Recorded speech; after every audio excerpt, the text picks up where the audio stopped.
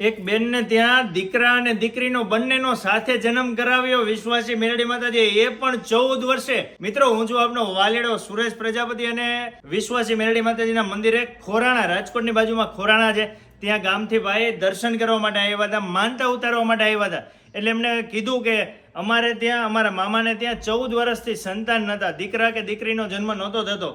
પછી વિશ્વાસી મેલડી માતાજીને મંદિરે આવીને માનતા રાખેલી ખાલી કે અમારે ત્યાં દીકરા કે દીકરીનો જન્મ થાય, એટલે એમને માનતા રાખી હતી કે માનતા અમે કરી જશું. એમને ભાઈએ જાતે જ ટાઈમ લીધો.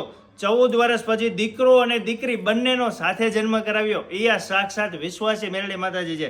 જેવી જેની શ્રદ્ધા, જેવો જેનો વિશ્વાસ, એવું માતાજી કામ કરતા હોય છે. દવા સાથે દુઆ કરવી પણ શ્રદ્ધાનો વિષય છે સાહેબ. દવાઈ જ્યારે કામ ન કરે ને ત્યારે જે બેઠી છે ને ઉપરવાળી, એ હજારો હાથવાળી ક્યારે શું કામ કરી દે ને, અશક્યને પણ શક્ય બનાવે ને, એ આ સાક્ષાત વિશ્વાસી મેલડી માતાજી છે. એટલે કહું છું, મારા વાલીડાઓ વિડીયો સારો લાગે તો વધુમાં વધુ લોકો સુધી શેર કરજો ને આવા વિડીયો જોવા માટે સુરેશ પ્રજાપતિના પેજને ફોલો જરૂરથી કરી દેજો. અને તમારા જીવનમાં પણ કોઈ પણ મુસીબત આવે, ઘરે બેઠા સાહેબ તમે માનતા રાખી લેજો. તમે ભલે લંડન, મલેશિયા, આફ્રિકા કોઈ પણ જગ્યાએ રહેતા હોય, શ્રદ્ધાથી, દિલથી આ વિડીયોના માધ્યમથી માનતા રાખી લેજો અને કામ ધારી લેજો.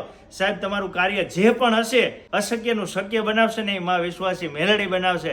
રવિવારના દિવસે અહીંયા વધારે શ્રદ્ધાળુઓ દર્શન કરવા માટે આવતા હોય છે, માનતા ઉતારવા માટે આવતા હોય છે. તમારે પણ જ્યારે દર્શન કરવા આવવું હોય ત્યારે આવી જવાનું. ચોટીલાથી અમદાવાદ હાઈવે ઉપર સાયલા ભગતનું ગામ આવે છે.